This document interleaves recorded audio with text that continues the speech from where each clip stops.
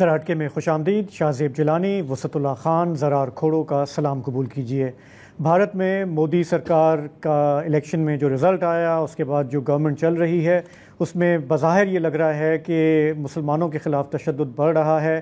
وہاں پر گائے کی سرکشا یا اس کی حفاظت کرنے والے جو گروپس ہیں وہ مسلمانوں کو نشانہ بناتے آئے ہیں، لیکن غلطی سے انہوں نے ایک برہمن کو بھی مار دیا ہے.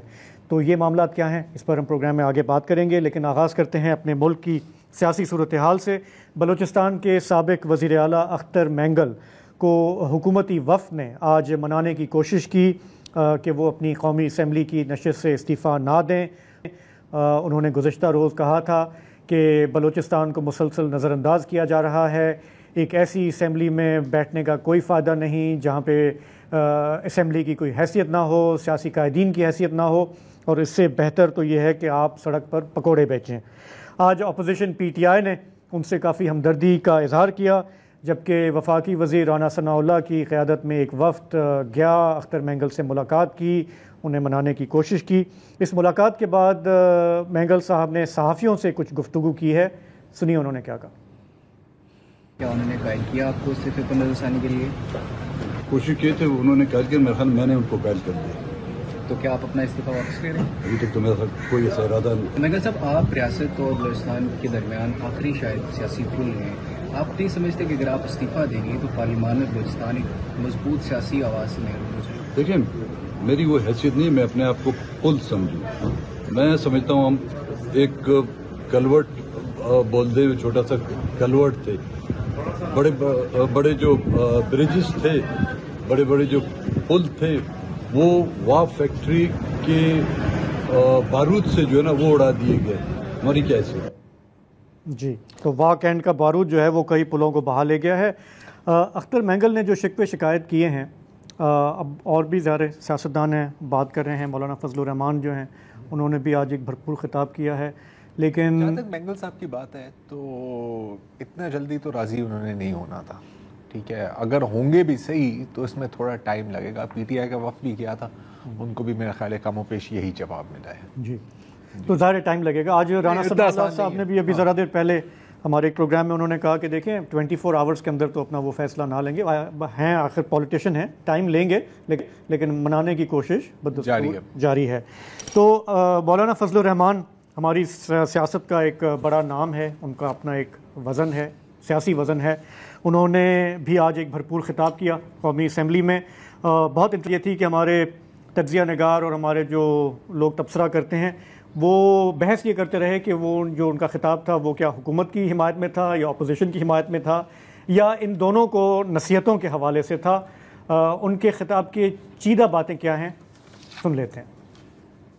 بلوچستان اور خیبر پختونخوا میں بدامنی کی وجہ سے حکومتی ریٹ ختم ہو چکی ہے. ہم کبھی بھی ایسے معاملات کو سنجیدہ نہیں لے رہے. آج سیاسی لوگوں کی اہمیت ختم کی جا رہی ہے اور سینئر سیاسی قیادت ہے ان کو سائیڈ لائن کیا جا رہا ہے. ظاہر ہے کہ اس کی جگہ نئے نوجوان لیں گے. اس سے معاملات اس قدر الجھ جاتے ہیں کہ پھر اس گتھی کو سلجھانا ریاست کے لیے بھی مشکل ہو جاتا ہے. سارے معاملات کے لیے فیصل آباد کا گھنٹہ گھر بن جانا، ہر چیز کے لیے خود امرت دھارا بن جانا، یہ شاید ایک خواہش تو ہو سکتی ہے لیکن یہ کبھی بھی مسئلے کا حل نہیں ہو سکتا. پارلیمنٹ کو، سیاسی جماعتوں کو، سیاسی قائدین کو ملک کے لیے غیر ضروری سمجھنا، اس سے بڑی حماقت اور دنیا میں اور نہیں ہو سکتی جو ہمارے ہاں کی جا رہی ہے. کوئی رول نہیں رہا ہے پارلیمنٹ کا، ممبران کا کوئی رول نہیں رہا ہے. تبھی تو اختر جان مینگل نے استعفیٰ دے دیا کہ پھر ایسے ایوان میں کیسے بیٹھوں. اور یہ ان کے جذبات و احساسات نہیں ہیں.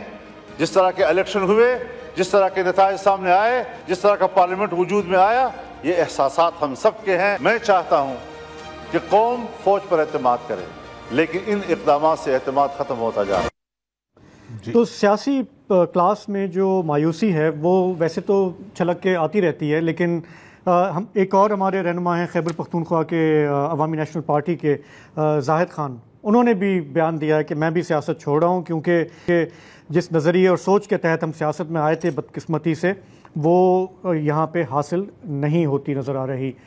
تو ایک سینس ہے فرسٹریشن کا بھی اور ڈس اپوائنٹمنٹ کا بھی. بے شک میرا خیال ہے کہ ہم پشاور چلیں، وہاں پہ ہمارے ساتھ سینئر صحافی ہیں محمود جان بابر، وہ ہمارے ساتھ موجود ہیں۔ محمود جان صاحب، یہ جو ہم سن رہے ہیں، جو دیکھ رہے ہیں خیبر پختونخوا کے حوالے سے، بلوچستان کے حوالے سے، ایک deep sense of disappointment. آج جو باتیں فضل الرحمان صاحب نے کی ہیں، ہم نے دیکھا کہ پی ٹی آئی نے پہلے انہیں اپنی طرف کھینچنے کی کوشش کی، پھر پرائم منسٹر نے اپنی طرف کھینچنے کی کوشش کی، اور ہم ہمیشہ یہ کہتے ہیں کہ ایک بہت ہی کلیور پولیٹیشین ہے فضل الرحمان صاحب۔ کچھ عرصہ پہلے تک ہم نے دیکھا کیئر ٹیکر گورنمنٹ میں ان کا بڑا ایک اہم رول رہا، لیکن الیکشن کے بعد ان کو شاید وہ ایکسپیکٹیشنز پوری نہیں ہوئیں۔ آپ کیسے دیکھ رہے ہیں؟ جی بہت شکریہ۔ مولانا صاحب کے اصل میں ان کی پوزیشن بدلتی رہتی ہے، جیسے حالات بدلتے ہیں ان کی پوزیشن بھی بدلتی ہے۔ اگر آپ کو یاد ہو تو جب الیکشن ہوا تو سب کو اپنا اپنا حصہ ملا، مولانا صاحب کو کچھ نہیں ملا۔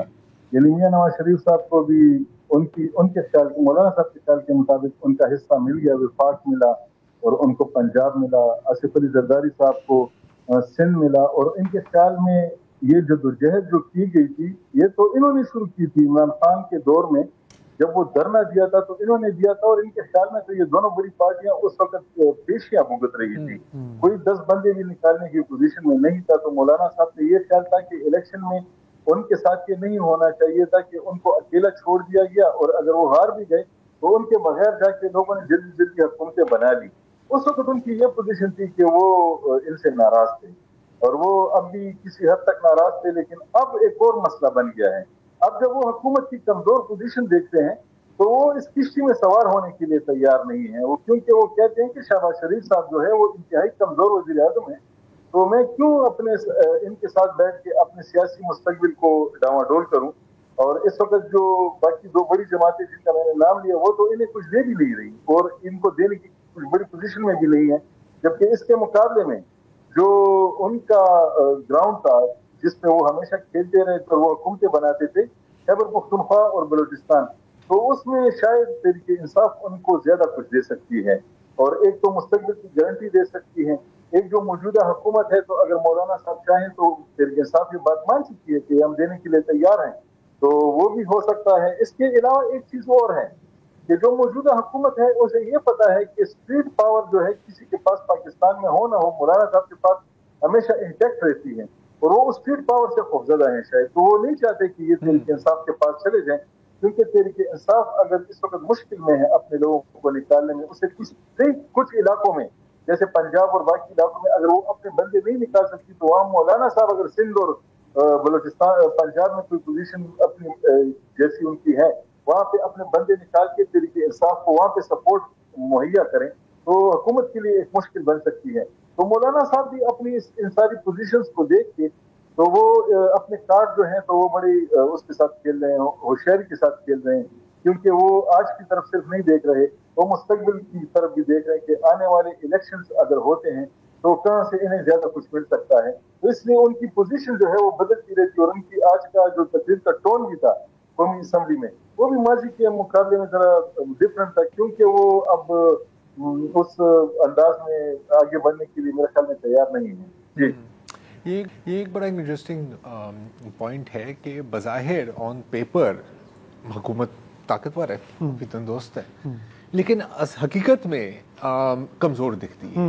ہاں، اور اگین یہی ہوتا ہے نا جب آپ کے اوپر ایک لیجیٹمیسی کا سوالیہ نشان ہو، ہاں پیپر پر آپ کے پاس کچھ بھی ہو، آپ کو پتا ہے کہ اصل میں اندر خزانے میں ہمارے پاس کچھ نہیں ہے، اور پھر اوپر سے جو چیلنجز، اور ان کے لیے بالکل یہ صحیح کہنے میں خیال بابر صاحب کہ جو نائٹ میئر سینیریو ہے وہ ہے اگر مولانا صاحب کی اسٹریٹ پاور ملے پی ٹی آئی کی پاپولیرٹی کے ساتھ۔ تو شہباز شریف صاحب کی کوشش یہ ہے کہ مولانا پی ٹی آئی سے نہ ملیں، ورنہ حکومت کے لیے جو درد سر ہے اس میں اضافہ ہوگا۔ دے کیا سکتے ہیں ایک چیز میں صرف یہ پوچھنا چاہ رہا تھا کہ جو پچھلے سال جو کیئر ٹیکر گورنمنٹ تھی خیبر پختونخوا کی، اس میں ہم نے سنا کہ مولانا فضل الرحمان کا ایک ٹھیک ٹھاک شیئر تھا۔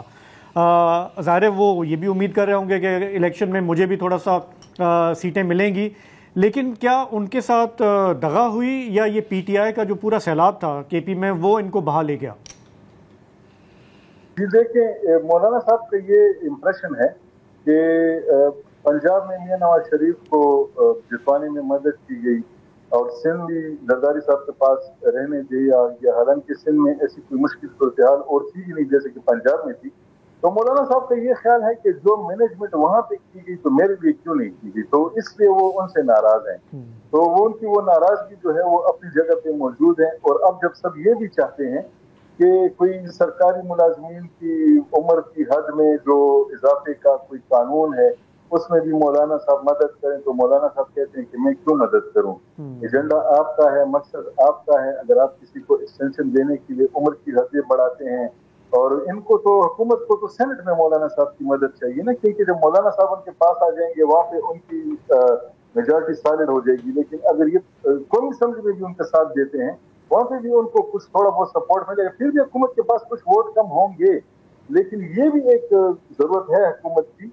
تو وہ جو بات تھی کہ مولانا صاحب کا سب سے بڑا شکوہ تو یہی تھا کہ ہم تو یہ نواز شریف اور زرداری تو نہیں تھے صرف اکیلے، میں بھی ان کے ساتھ تھا جب ہم عمران خان کو گرا رہے تھے، اور ہم جب پھر بعد میں آنے والی وہ بدترین حکومتیں چلا رہے تھے جس میں مہنگائی آسمانوں کو پہنچی ہوئی تھی اور سب لوگ ناراض ہو رہے تھے.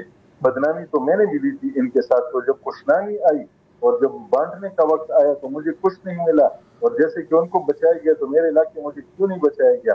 لیکن مولانا صاحب کی خوش قسمتی یہ ہے کہ سیاسی معاملات سے ہٹ کے بھی ان کی ایک امپورٹنس ہے. وہ یہ ہے کہ جو خیبر پختونخوا میں جو حالات خراب ہوئے ہیں تو اس میں آپ دیکھیں کہ TTP کو اگر کسی کی بات کی سمجھ آتی ہے، اور افغانستان میں بھی طالبان کو اگر کسی کی بات کی سمجھ آتی ہے وہ مولانا فضل الرحمان صاحب کی آتی ہے. تو جو لوگ اغوا بھی ہوئے اس میں بھی مولانا صاحب نے مدد کی تھی. آپ دی ریکارڈ یہ جو بازیابیاں ہوئی ہیں اس میں بھی مولانا صاحب نے کچھ مدد کی تھی حکومت کی.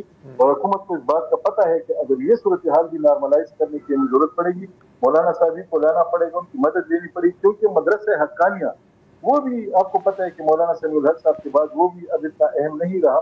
تو مولانا صاحب کی یہ والی سائڈ بھی مضبوط ہے اور یہ والی بھی، تو اس لیے وہ اپنی پوزیشن کو دیکھ کے اب ذرا طریقے سے آگے بڑھ رہے ہیں، وہ جلدی میں نظر نہیں آ رہے. جی اچھا میں یہ جاننا چاہ رہا ہوں محمود جان بابر کہ مولانا جو ہیں وہ ان سے سیاست سیکھنی چاہیے کہ بیک وقت وہ 5 یا 6 گیندیں ہوا میں اچھالتے ہیں اور کوئی بھی گرنے نہیں دیتے.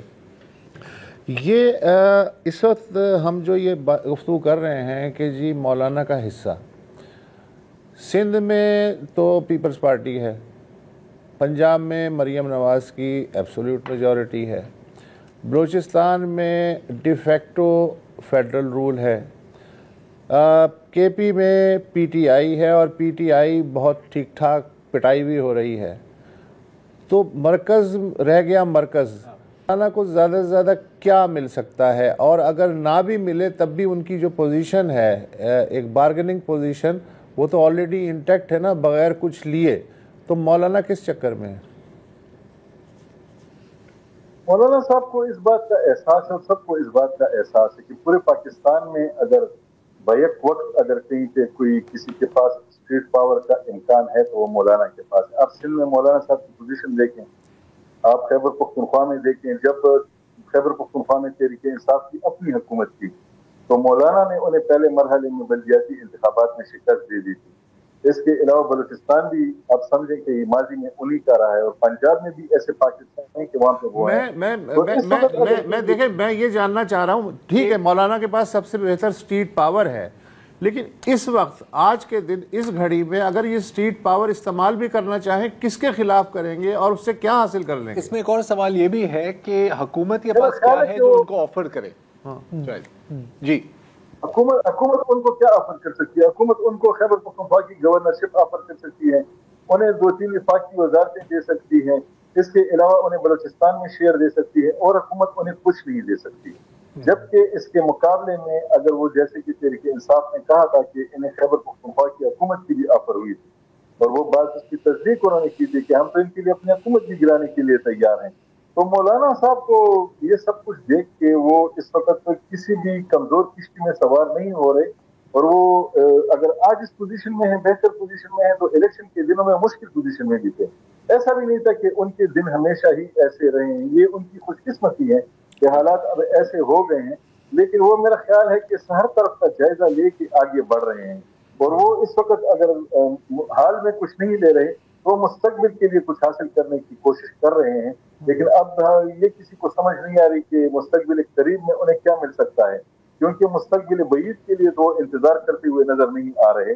تو اب یہ دیکھنا ہے کہ کس کے ساتھ ان کی بات بنتی ہے، اور میرا خیال ہے کہ پی ٹی آئی کو بھی اپنی پوزیشن کا پتہ ہے، وہ مولانا صاحب کی بات زیادہ مانیں گے ان کے مقابلے میں جیسے کہ حکومت ہے، لیکن حکومت کو بھی یہ مشکل ہے کہ پی ٹی آئی سے وہ جن پاکستان نہیں ڈرتی، وہ پنجاب میں اگر پی ٹی آئی کو تنگ کر سکتی ہے تو اگر مولانا اس کے ساتھ وہاں پہ کھڑے ہوتے ہیں تو پھر وہ ایک مشکل بن سکتی ہے۔ تو میرا خیال ہے کہ پی ٹی آئی زیادہ دینے کی ان کو وہ ہوگی، لیکن ان کو اب پی ٹی آئی کے مستقبل کو دیکھتے ہوئے اپنا فیصلہ کرنا ہے کہ وہ مستقبل قریب میں پی ٹی آئی انہیں کیا دے سکتی ہے۔ تو میرا خیال ہے وہ بھی اس وقت انڈیسائیڈڈ ہے، وہ اپنی اس پوزیشن کا مزہ لے رہے ہیں، بالکل، اور اس مزے کو لیتے ہوئے جی ٹھیک ہو گیا۔ محمود جان بابر، بہت بہت شکریہ آپ کا۔ کہتے ہیں نا being in the right place at the right time, یار تو ابھی تو مولانا صاحب سیکھیں سیاست سیکھیں، لیکن دیکھو بارگیننگ سیکھیں۔ نہیں، صرف بارگیننگ بھی نہیں ہے یار، مطلب ایک ہوتا ہے نا کہ وہ ایک ٹرم ہے ماسٹرلی ان ایکشن، یو نو، کہتے ہیں کہ فیصلہ لو فیصلہ لو، کبھی کبھی فیصلہ نہ لینا ہی سب سے بہتر فیصلہ ہوتا ہے، جیسے ابھی مولانا صاحب کی پوزیشن ہے، بیچ میں رہو، ویٹ اینڈ سی۔ لیکن میں پھر جاننا چاہ رہا ہوں کہ یہ جو بارگننگ پوزیشن ہے، اس وقت کسی کو ضرورت ہے اس بارگننگ پوزیشن کی؟ یہ جو وہ کہہ رہے ہیں نا کہ ووٹس کی ضرورت ہے اوپر جو ہے وفاق میں، یہ بھی ابھی یہ رپورٹس آ رہی ہیں کہ کل شاید انہوں نے جوائنٹ سیشن بلانے کا سوچ رہے ہیں پارلیمنٹ کا، لیکن نیشنل اسمبلی میں سینٹ میں ان کے ایک ووٹ اس وقت میٹر کرتا ہے۔ تو اور سب سے بڑی بات یہ کہ چلیں ہمارے پاس اب کھل کر نہ بھی آئیں، ادھر نہ جائیں آپ، کیونکہ وہ آلریڈی ہمارے پاس ایک درد سر چل رہا ہے، وہ اور پھیل جائے، ایک بہت بڑی نیوسنس ویلیو بھی ویلیو ہوتی ہے۔ مولانا اتنے انقلابی تو نہیں ہے کہ پی ٹی آئیز کے ساتھ مل کے اس وقت اسٹیبلشمنٹ سے ٹکر؟ وہ سب نے دیکھیں، انہوں نے سب کو انہوں نے انگیج رکھا ہوا ہے، ادھر بھی مذاکرات چل رہے ہیں، ادھر بھی مذاکرات چل رہے ہیں۔ It's a great position to be, ان کو چلاتے رہو جب تک کوئی تبدیلی نہ آ جائے، پھر دیکھ لو کہاں جانا ہے۔ ہاں چلیں ایک بریک لے لیتے ہیں، واپس آئیں گے تو چلیں گے بھارت اور وہاں کی کچھ صورتحال پہ بات کریں گے۔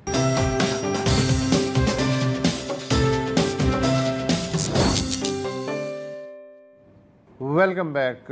سعادت حسن منٹو کو تو ظاہر ہے آپ جانتے ہوں گے، اور ان کی عظمت یہ ہے کہ جو پارٹیشن ہوئی تھی اس کے بعد جو انہوں نے افسانے لکھے ہیں، گویا خنجر سے انہوں نے سرجری کی تھی۔ ان کا ایک افسانہ مجھے اس وقت یاد آ رہا ہے، اس کا نام ہے مسٹیک۔ وہ یہ ہے کہ فسادات ہو رہے ہیں اور ہندو اور مسلمان ایک دوسرے کو مار رہے ہیں۔ اچھا، ہندوؤں نے ایک کو مسلمان سمجھ کے مار دیا، تو وہ جب کپڑے اتارے تو معاملہ دوسرا تھا، تو انہوں نے کہا اوہو مسٹیک ہو گیا، یہ مجھے غلطی سے مسٹیک ہو گیا۔ یہ مجھے اس لیے یاد آ رہا ہے کہ ابھی ایک ہفتے پہلے 24 اگست کو فرید آباد ایک علاقہ ہے ہریانہ میں، وہاں بجرنگ دل کے ایک مقامی دادا کہہ لیں، انیل کوشک اور ان کے ساتھی، انہیں ٹپ ملتا ہے کہ جی کچھ اسمگل ہو رہا ہے گائے کا گوشت، تو انہوں نے ایک جو ایس یو وی تھی اس کا تعاقب کرنا شروع کیا، گاؤں رکشکوں نے کوئی 50 کلومیٹر تک انہوں نے تعاقب کیا۔ اچھا، اس کے شیشے کالے تھے جس گاڑی کو تعاقب کر رہے تھے، تو اور شک ہوا کہ اس میں پتہ نہیں کیا ہو رہا ہے، اور پھر یہ ہوا کہ جو کالے شیشوں والی گاڑی تھی اس کی رفتار اور تیز ہو گئی، پریشان ہو گئے کہ یار یہ پیچھے کون سی گاڑی لگ گئی ہے۔ بہرحال کسی طرح اس گاڑی کو روکا گیا، اور وہاں جو ٹول پلازا تھا وہ نزدیک تھا، تو گاؤں رکشک جو انیل رنگ لیڈر تھے، وہ اور ان کے ساتھیوں نے پوائنٹ بلینک پہ فائر کیا، 2 فائر کیے اور ایک لڑکا مر گیا، اور بعد میں پتہ چلا کہ اس گاڑی میں 5 لوگ سوار تھے۔ پھر یہ پتہ چلا کہ یہ کوئی مسلمان لوگ نہیں تھے، بلکہ ہندو لڑکے تھے، آپس میں دوست تھے، اور جو مقتول ہے اس کا تعلق ایک برہمن خاندان سے ہے، 19 سال اس کی عمر ہے، 12ویں جماعت کا طالب علم ہے، اور آرین مشرا اس کا نام ہے، جو اپنے دوستوں کی فیملی کے ساتھ رات کو مٹر گشتی کر رہا تھا وہ۔ اچھا، اس واقعے سے 3 دن پہلے دلی کے قریب چرخی دادری میں ایک مسلمان مزدور کو ایک ہجوم نے اس شبے میں لنچ کر دیا کہ وہ گائے کا گوشت کھاتا ہے۔ اعلیٰ ذات کا ایک ہندو لڑکا، اس کو مسلمان گوشت خور ہونے کے شبے میں مارنے کے بعد جو بجرنگ کا مقامی سرکل تھا اس کو تو صاف سون گیا کہ یار یہ کیا ہو گیا، مسٹیک ہو گیا. تو انہوں نے اپنے جوشیلوں کو وقتی طور پہ ہدایت کی کہ آئندہ وہ ایسی کوئی کارروائی نہیں کریں گے، پولیس کو اطلاع دیں گے اگر کوئی ایسی وہ گڑبڑ دیکھیں. اچھا، لیکن بچہ ظاہر ہے چلا گیا اور میڈیا ظاہر ہے کہ اس طرح کی خبروں کے تعاقب میں رہتا ہے، تو میڈیا نے پھر جو ہے وہ مقتول جو آرین مشرا جو بچہ ہے اس کے گھر کا ایک طرح سے محاصرہ کر لیا، اور اس کے والدین انٹرویو دیتے دیتے بات کرتے کرتے تھک گئے. لیکن انہوں نے خصوصاً ان کی ماں نے، میں ابھی سنواتا ہوں باپ کے تاثرات بھی اور ماں کے بھی، آپ دیکھیں کہ عام آدمی جو ہے وہ بھلے ہندو ہو یا مسلمان وہ کس طرح سے چیزوں کو سوچتا ہے. ہمارے دل میں یہ سوال اٹھ رہا ہے جی، 30 کلومیٹر تک گولی چلی اور جا کے پلول میں گولی لگی، اور گو کس کر سمجھ کے ان کو ادھیکار ملا ہوا ہے کہ گولی مار دیں عام کو. یہ ادھیکار گورنمنٹ دی ہے، مودی سرکار نے دی ہے، تو کیوں دی ہے؟ مسلمان سمجھ کے گولی میں، مسلمان کا انسان نہیں ہے. مسلمان سمجھ کے روڈ چل رہا ہے، بے گناہ مسلمان فیملی لے کے چل رہا، کیسے چلا، کیوں مسلمان کو مار دیا؟ جو کوئی گناہ گار ہوگا اسی کو مارنے کا حق ہے، وہ بھی گولی مارنے کا حق نہیں ہے. پولیس کو بتاؤ کیوں ماریں گے مسلمان کو؟ مسلمان ہمارے بھائی نہیں ہے کیا؟ کتنے مسلمان ہیں پڑوس میں، وہ ہمارے رچا کرتے ہیں، بھائی ہیں، بہن مانتی ہوں میں. آرین مشرا کی ماں اوما. یہ گفتگو جاری ہے، ایک وقفہ لے لیں.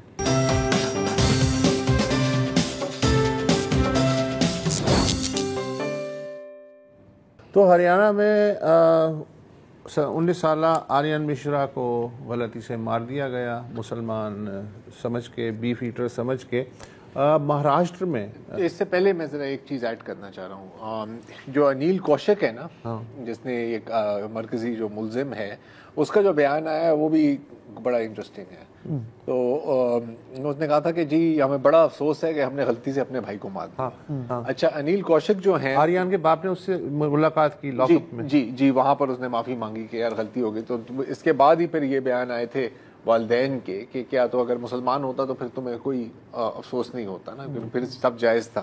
اچھا، یہ ان کا ایک پورا گروپ ہے، ان کی بندوق ان لائسنسڈ ہے، اور ان کی کئی تصویریں ہیں انیل کوشک کی پولیس کے ساتھ، کیونکہ یہ نمبر 1 کمپلیننٹ ہوتے تھے اسی طرح کے کوئی بھی الیجڈ کاؤ اسمگلنگ. یہ دیکھ لیں، یہ انیل کوشک صاحب. اور اگر آپ ان کی فیس بک اور یوٹیوب پیجز دیکھیں تو بھرے ہوئے ہیں ان کے جو وارداتیں ہیں، کارنامے، اور وہ اور پولیس ان کے اکثر ان کے ساتھ جاتی تھی. جیسے پولیس بھی ان کو انفارم کرتی تھی کہ سر وہاں پر کوئی لوگ گھوم رہے ہیں، آپ ہمارے ساتھ جائیں، آپ اپنی نفری بھی لائیں ہمارے ساتھ. تو ایک طرح سے نا وہ ایک کٹ جوڑ ہے. جی اچھا، تو ہم اب مہاراشٹر کا بھی یہ واقعہ دیکھ لیں جو انہی دنوں میں ہوا ہے. ایک بزرگ نام حاجی محمد اشرف پنیار، یہ ضلع جلگاؤں سے بیٹی کو ملنے کلیان جا رہے تھے بذریعہ ریل، اور راستے میں انہیں کچھ گنڈوں نے مارا. ان کو شبہ تھا کہ یہ گائے کا گوشت لے جا رہے ہیں. انہوں نے جو داستان دی ہے میڈیا کو، پہلے وہ سن لیں. کلیان اسٹیشن پہ بہت بھیڑ تھی، اترنے والے لیڈیز زیادہ تھی.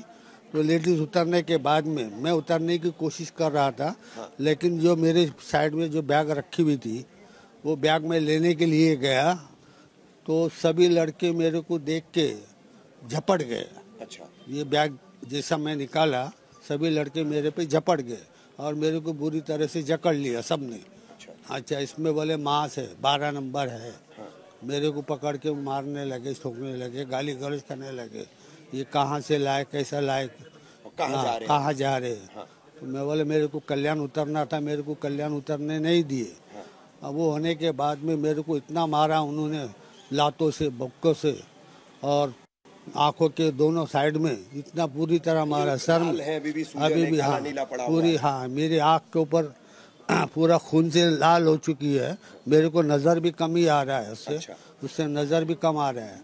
وہ ہونے کے بعد میں جب ٹرین وہاں سے شروع ہوئی کلیان سے، میرے کو اترنے نہیں دیا گیا. جب سے کلیان سے جو مار پیٹ شروع ہوئی، گندی گالیاں دینے لگی، اور میرے کو وہ بھی उसकी जो थैली थी वो उन्होंने अपने पास के मैं फिर एक बार पूछूंगा, बीफ था या भैंस का गोश्त था? भैंस का गोश्त। इस सफर के दौरान कोई लड़के ऐसे बोल रहे थे कि इसको चालू ट्रेन के अंदर से इसको फेंक दो, इसको काट डालो, इसको फेंक दो, इसका मांस है ये भी फेंक दो।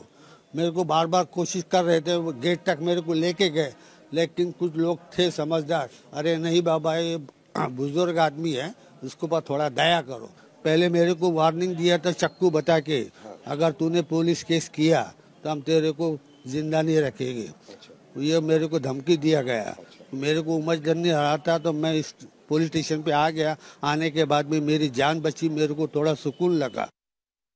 अच्छा, ये जो बुजुर्ग हैं अशरफ मनियार साहब, इन पे जिन लड़कों ने हमला किया, मज़े की बात है कि वो पुलिस एग्ज़ाम देने के लिए बॉम्बे जा रहे थे और इनमें एक रिज़र्व पुलिस का अफसर का बेटा आशु अहवाल के नाम से भी शनाख्त हुआ है। अच्छा, मुलजिम जो हैं उनकी बाकायदा FIR जो है वो ज़ाहिर है पहले पुलिस ने नहीं काटी, उन्होंने कहा जी हम तफ्तीश कर रहे हैं। फिर इस दौरान पता चला कि पर्चा कटता और कटते ही तीनों को ज़मानत मिल गई और पुलिस ने जो है वो कत्ल की धमकियों वमकियों नहीं, सिर्फ हुल्लड़बाजी वगैरह की जो लाइट सी दफ़ात हैं वो डालने की कोशिश की तो उस पर ज़मानत हो जाती है।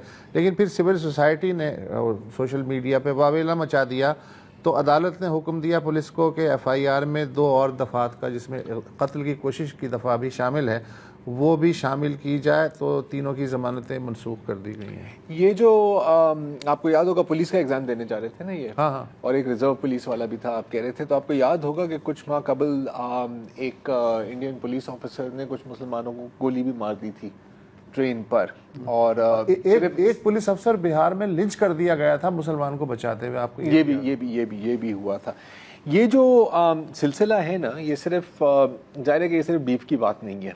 आपको मुझे याद आती है इससे वो दादरी का जो इंसिडेंट पहला जो 2015 बड़ा 2015 था, तो अब उसकी तो बड़ी कवरेज हुई थी। अब जैसे चीजें नॉर्मलाइज हो जाती हैं तो अब कवरेज सिर्फ इसलिए हो रही है क्योंकि अनिल कौशिक ने एक ब्राह्मण को कत्ल कर दिया। ये वाली जो सारी हैं ये तो एक पट्टी चलती है, 1 सेकंड का बुलेटिन होता है, निकल जाती हैं। दूसरी जानिब जो ये काऊ विजिलेंटीज हैं, गाँव रक्षक हैं, ये अपने हिसाब के सेलिब्रिटीज हैं सोशल मीडिया पर। मैं एक और किरदार आपको दिखाना चाह रहा हूँ, ये है रॉकी राणा साहब, दिल्ली के रहने वाले हैं और ये शायद वहाँ के सबसे मशहूर काऊ विजिलेंटी हैं, और इनकी जो फेसबुक पेजेस हैं और इनके जो सोशल मीडिया अकाउंट्स हैं उसमें बाकायदा अपनी वीडियोज़ अपलोड कर रहे होते हैं। एक तस्वीर में तो इसने कुछ लड़कों को अपनी गाड़ी की डिग्गी में बंद किया हुआ है और हाथ में उसका डंडा है और वो मार रहे होते हैं, और अगेन ओपनली फ्रीली, मतलब कि रियासत और पुलिस की सरपरस्ती है। आपको ये चीज़ें बिल्कुल ही एक्सेप्टेबल है। तो कुछ महीने पहले वहाँ की गवर्नमेंट ने एक डायरेक्टिव भी इशू किया कि अगर आप DC हैं, आप सरकारी ओहदे पर हैं, सीनियर ऑफिशियल हैं, तो पहले ये था कि आप किसी जमात का हिस्सा नहीं हो सकते, लेकिन अब उनको कहा गया कि अगर आप RSS यानी कि राष्ट्रीय सेवक संघ, जिसका BJP के साथ बहुत करीबी ताने बाने, आप उसका हिस्सा बनना चाहें तो कोई इसमें हर्ज नहीं है। तो भारत के फॉर्मर सीनियर सिविल सर्वेंट्स 115 ने मिल के एक ख़त लिखा है गवर्नमेंट को कि भाई वो ऑर्गेनाइजेशन जो आपके बेसिक कॉन्स्टिट्यूशन के ख़िलाफ़ है, कॉन्स्टिट्यूशन बात करता है इक्वालिटी की, ये बात करते हैं कि हिंदू जो है वो बरतर है और बाकी सब उससे कमतर हैं, आप कैसे इनको ऑफिशियली अलाउ कर रहे हैं कि ये गवर्नमेंट में होते हुए ये इसका हिस्सा बने। तो एक पुशबैक है बाज़ लोगों की तरफ से कि ये ना हो, लेकिन हमने देखा है कि मोदी सरकार के बरसों में वो वैसे ही रच बस गया है पूरा सोशल फैब्रिक का, आपके ऑफिशियल्स का। इसीलिए हमने देखा कि पुलिस वाले जो है वो केस सही से दाखिल नहीं कर रहे, इतना बड़ा अटेम्प्ट है उसके लाइफ पे, वो कह रहे हैं ये छोटा सा लफड़ा हो गया है, बस इसको बेलेबल ऑफेंस कर दो, तो पूरी आपकी मशीनरी जो है वो इनसिंक हो जाती है। ये केस भी नुमाया क्यों हुआ है, ये जो अभी ट्रेन वाला केस था, क्योंकि उन्होंने खुद वीडियोस बनाई हैं। हाँ, ये वो सब तो प्राउडली शोहरत के लिए बनाते हैं ना अपनी, यार फॉलोअर मिलेंगे, लाइव स्ट्रीमिंग की, इसी का फोन छीन कर लॉक खोलो, उससे लाइव स्ट्रीमिंग की थी। अदरवाइज आपको नहीं पता कि कितने इस तरह के दर्जनों केसेस होते हैं जिसके बारे में किसी को पता ही नहीं लगता। जब एक माशरे में, किसी भी माशरे में इस हद तक कैंसर फैल जाता है ना, तो फिर वो एक तरह से लाइलाज ही होता है, it has to run its course. तो ये जो कुछ लोग बात कर रहे थे ना कि जी पिछली इलेक्शन کی وجہ سے شاید اب انتہا پسندی کم ہو. تو نہیں، ایسا نہیں ہے اور نہ ہی ایسا ہو سکتا ہے. یہ ناصور تو اب جنریشنز تک، یہ جنریشن یہ تو آپ نے اب ایک پرماننٹ فکسچر ہے. تو لوگ مودی کو پھر اس لحاظ سے بھی یاد رکھیں گے. ایک بریک لیں گے، اس کے بعد چلیں گے اسرائیل اور دیکھیں گے کہ وہاں پہ کیا ہو رہا ہے.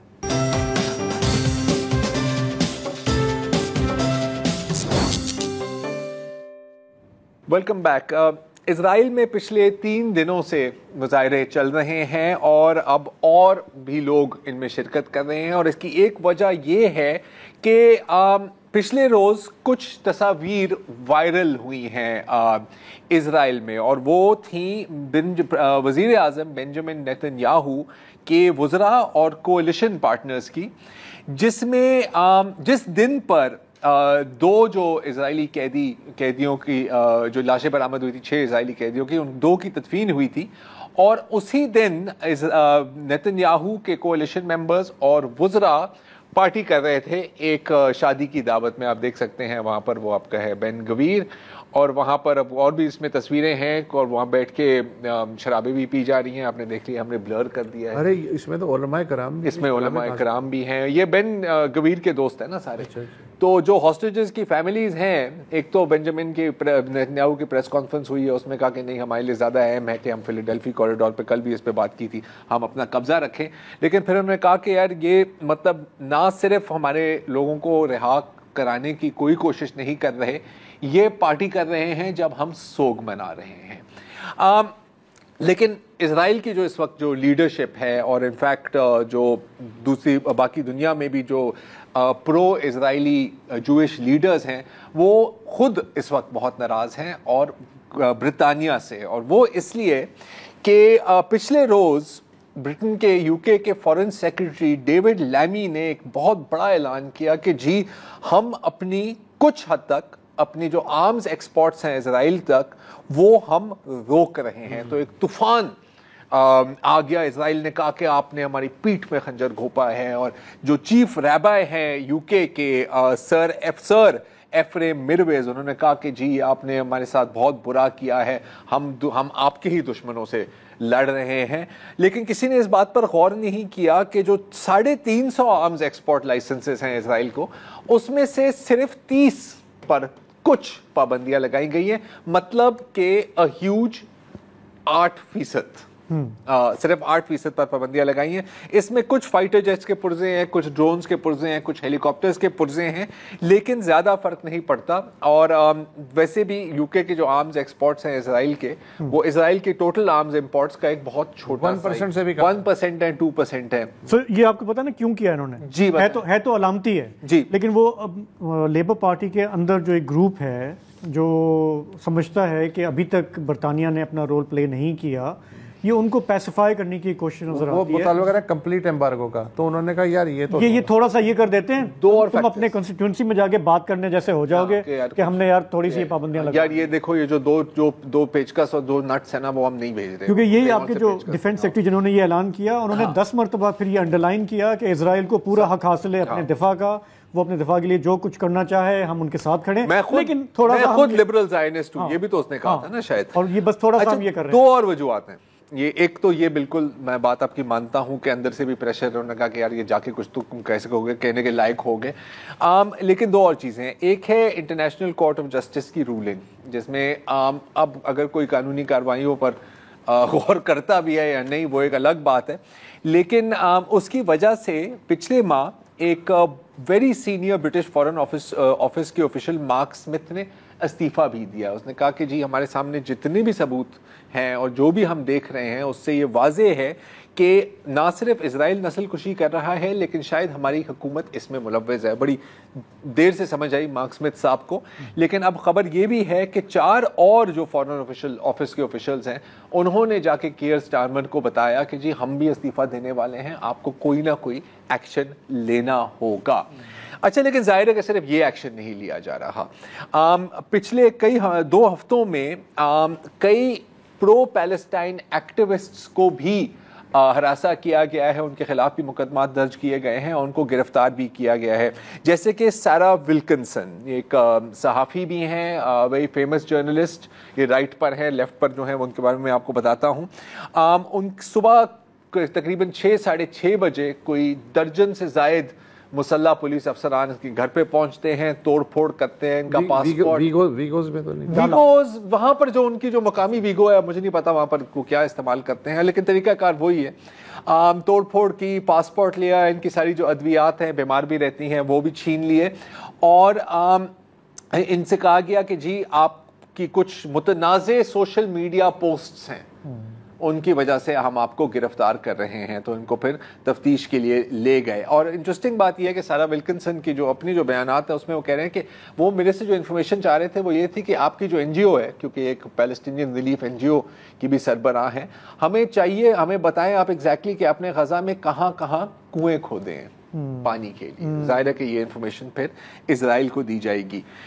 اس سے ایک ہفتے پہلے ایک برٹش جرنلسٹ ہیں رچرڈ میڈ ہرسٹ, ان کو بھی لندن کے ہیتھرو ایئرپورٹ پر گرفتار کیا گیا, اور یہ بھی کہا گیا کہ جی آپ ایک کل عدم تنظیم کے حق میں سوشل میڈیا پوسٹ کر رہے ہیں. یہ نہیں بتایا گیا کہ کون سے پوسٹ ہیں. میں رچرڈ میڈرس کی کا بیان بھی دیکھ رہا تھا, اس نے کہا کہ جی جب میں نے پوچھا کہ جی بتائیں کہ کون سے پوسٹ ہیں, انہوں نے کہا کہ نہیں بس کیے ہیں تم نے, تمہیں پتہ نہیں ہے لیکن تم نے کیے ہیں. اور اس کے ساتھ ساتھ پھر ایک اور ہیں رچرڈ برنارڈ, ان کو بھی اب کرمنل چارجز دیے گئے ہیں کہ آپ نے اپنے سپیچز میں حماس کی سپورٹ کی ہے یا نہیں کی ہے, وہ ایک الگ بات ہے. یہ جو میں پہلے آپ کو ایک تصویر دکھا رہا تھا وہ سارا ولکنسن کے ساتھ رچرڈ برنارڈ ہیں وہ, اور ان کو یہ ہے پیلسٹائن ایکشن, ایک یو کے بیسڈ گروپ ہے. آپ کو یاد ہوگا کہ اسرائیل کے ایک بہت بڑی ویپنز مینوفیکچرنگ کمپنی ہے ایلبیت سسٹمز کے نام سے, تو ان کی جو آرگنائزیشن ہے پیلسٹائن ایکشن, انہوں نے ایک بہت بڑا کردار ادا کیا ہے ان کے آفیسز کو شٹ ڈاؤن کرانے کے. مطلب وہاں پر وہ بیریکیڈ کر دیتے ہیں, اسپرے پینٹنگ کرتے ہیں, اپنے آپ کو گیٹ کے ساتھ زنجیروں سے باندھ دیتے ہیں, اور اس کی وجہ سے ایلبیٹ سپلائی ویپنز کمپنی کو اپنی کافی کاروائیاں روکنی پڑی. اچھا, آپ جو بات کر رہے تھے نا یہ ویپنز ایکسپورٹس کی, تو آج کل ہم دیکھ رہے ہیں کہ لیبر وہ کر رہا ہے جیسے کہ ٹوریز یا کنزرویٹیوز کی حکومت میں ہم نے یہ نہیں دیکھا کہ ایکٹیوسٹ کو اس طرح گرفتار کیا گیا. اگر ہم تھوڑا سا ماضی میں جائیں تو یہ شاید آپ کو جان کے یا شاید آپ کے لیے انٹرسٹنگ ہو شاید, کہ مارگریٹ تھیچر نے جب اسرائیل نے لیبنان پر حملہ کیا تھا تو مارگریٹ تھیچر نے تمام 100% ویپنز ایکسپورٹس اسرائیل کو روک دیے تھے. رونلڈ ریگن نے بھی اس نے کہا تھا کہ یار تھوڑا زیادہ ہو گیا, ہلکا ہاتھ رکھیں, لیکن انہوں نے کس کی نہیں, ان کی بالکل نہیں سنی.